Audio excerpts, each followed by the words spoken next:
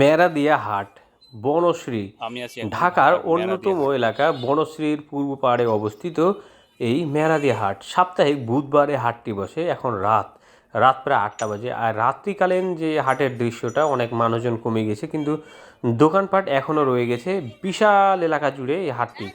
আসলে মূল যে হাট ছিল মেরাদিয়ার আশপাশে এবং বনশ্রীর ভিতরে চলে গিয়েছিল, কিন্তু এখন সেই সব এলাকাতে অনেক যানজটের সৃষ্টি হয়, মানুষজন আনাগোনা বেড়ে যায়, যার কারণে আবাসিক এরিয়াগুলো থেকে হাটটিকে সরিয়ে পূর্ব সাইডে নিয়ে আসা হয়েছে রাস্তার।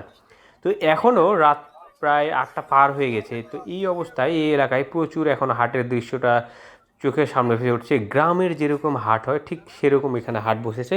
আসলে দিনের বেলা যদি আসতাম তাহলে হয়তো আপনাদের আরও পরিষ্কার পরিচ্ছন্নভাবে সুন্দরভাবে দেখাতে পারতাম, কিন্তু আসলে অফিস আওয়ারে এই হাটটি দিনের বেলা থাকে, যার কারণে আপনাদের দেখাতে পারিনি। কিন্তু তবুও চেষ্টা করব সামনের দিনগুলোতে ইনশাল্লাহ যে দিনের বেলায় এই মেরাদিয়া হাট সম্পর্কে ধারণা দেওয়ার জন্যে।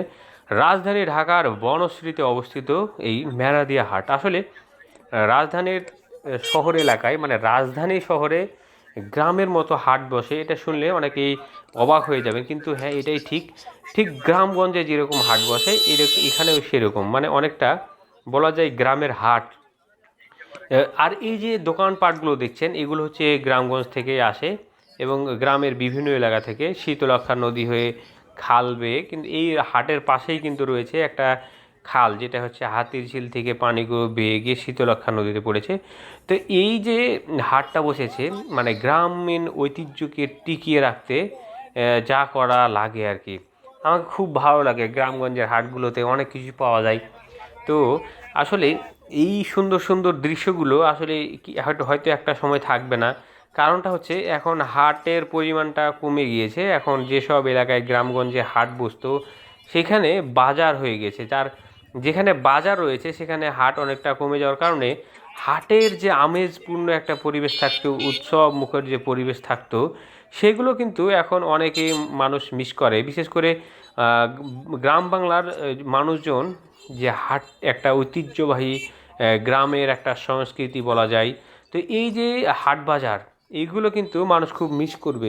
একটা সময় হয়তো বা এগুলো থাকবে না, কারণ শহর বাড়ছে, বাজার বাড়ছে, এই যার কারণে কিন্তু সেই ঐতিহ্যগুলো অনেক মিস করবে মানুষ। তো আসলে কিছু বলার নেই। তো এই যে এখানে মিষ্টির দোকান রয়েছে, আমি প্রায় আসি এই মিষ্টির দোকানগুলো মিষ্টি খাইতে। আসলে খুব সুন্দর লাগে, খুব ভালো লাগে।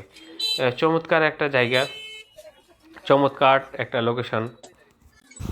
তো এখানে মূলত হাটে এমন কোনো কিছু নেই যেটা হলে পাওয়া যায় না বললেই চলে, কারণ প্রচুর পরিমাণে দোকান রয়েছে। আসলে হাটের পুরোটা যদি ঘুরাতে দেখতে চাই তাহলে অনেক সময় চলে যাবে।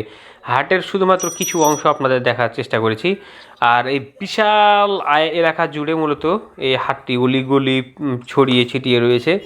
তো যখন বনশ্রীর ভিতরে মেলা দেওয়ার আশেপাশটা যখন হাট বসতো, তখন বনশ্রীর বিভিন্ন রোডগুলো পর্যন্ত ছড়িয়ে যেত এবং অনেক দূর পর্যন্ত যেত, যার কারণে কিন্তু অনেক জ্যামের সৃষ্টি হতো এবং সে আবাসিক এরিয়ার মানুষগুলো অনেক বিরক্ত বোধ করতো। কিন্তু এখন 2024 সালের পর সেখান থেকে হাট একদম এই এলাকায় নিয়ে এসেছে, এবং যদিও এই এলাকাতে অনেক বাড়িঘর রয়েছে এবং এখন পর্যন্ত ফাঁকা জায়গা অনেক রয়েছে, যার কারণে এই এলাকাটাতে হাটটি সরিয়ে আনা হয়েছে।